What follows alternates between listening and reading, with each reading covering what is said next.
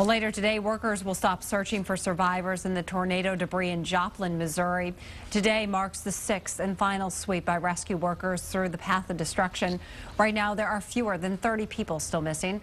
There's a new concern for people sifting through the rubble. The Environmental Protection Agency is checking for chemical hazards, things spilled and fuel and other dangerous materials in the damaged